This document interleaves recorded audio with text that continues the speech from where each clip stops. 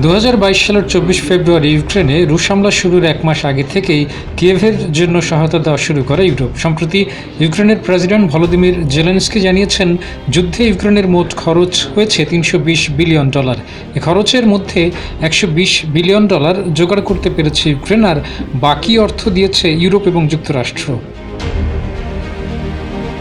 সাম্প্রতিক সময়ে ইউক্রেন যুদ্ধে যুক্তরাষ্ট্রের ব্যয় এবং দেশটির খনিজ সম্পদে ওয়াশিংটনের প্রবেশাধিকার নিয়ে একটি চুক্তি আলোচনার কেন্দ্রবিন্দুতে ছিল। কিন্তু গত শুক্রবার হোয়াইট হাউসে এ চুক্তি হওয়ার কথা থাকলেও ট্রাম্প জেলেনস্কির মধ্যকার বাকবিতণ্ডার পর তা আর স্বাক্ষরিত হয়নি। যুক্তরাষ্ট্র ইউক্রেনকে যে সহায়তা দিয়েছে তার ক্ষতিপূরণ হিসেবে ইউক্রেনের খনিজে প্রবেশাধিকার চাইছিল।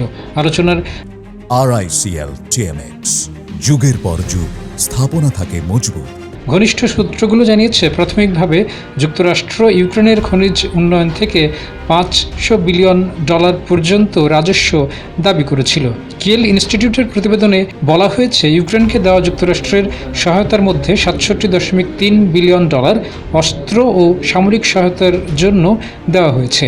বাজেট সহায়তা হিসেবে $49 বিলিয়ন দেওয়া হয়েছে, যা ইউক্রেন সরকারের বেসামরিক কর্মচারী, স্বাস্থ্যকর্মী এবং জরুরি সেবা কর্মীদের বেতন পরিশোধে ব্যবহৃত হয়েছে। আর $3.6 বিলিয়ন মানবিক সহায়তায় ব্যয় করা হয়েছে।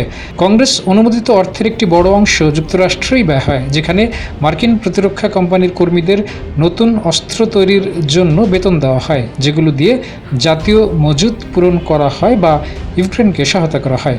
যুক্তরাষ্ট্রের দেশীয় প্রস্তুতকারকদের কাছ থেকে প্যাট্রিয়ট ও নাসামস বিমান প্রতিরক্ষা ব্যবস্থা, কোটি কোটি গোলাবারুদ সহ বিভিন্ন সামরিক সরঞ্জাম কেনা হয়েছে, যা প্রতিরক্ষা শিল্পে রেকর্ড পরিমাণ অর্ডার সৃষ্টি করেছে।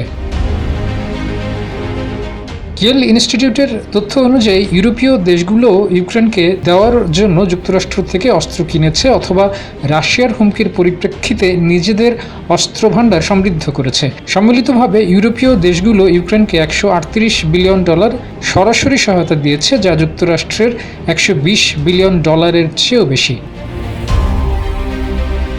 যুক্তরাষ্ট্রের পর জার্মানি ও যুক্তরাজ্য ইউক্রেনের সবচেয়ে বড় দাতা। তবে অর্থনীতির আকারের তুলনায় স্ক্যান্ডিনেভিয়ান ও পূর্ব ইউরোপীয় দেশগুলো, পাশাপাশি নেদারল্যান্ডস, ইউক্রেন যুদ্ধের জন্য সবচেয়ে বড় সহায়তা দিয়েছে। 2024 সালে ইউরোপীয় ইউনিয়ন, যুক্তরাজ্য ও নরওয়ে সম্মিলিতভাবে ইউক্রেনকে প্রায় $25 বিলিয়ন সামরিক সহায়তা দেয়, যা একই সময়ে যুক্তরাষ্ট্রের দেওয়া সহায়তার পরিমাণকে ছাড়িয়ে গেছে বলে ইউরোপীয় কর্মকর্তারা নিশ্চিত করেছেন।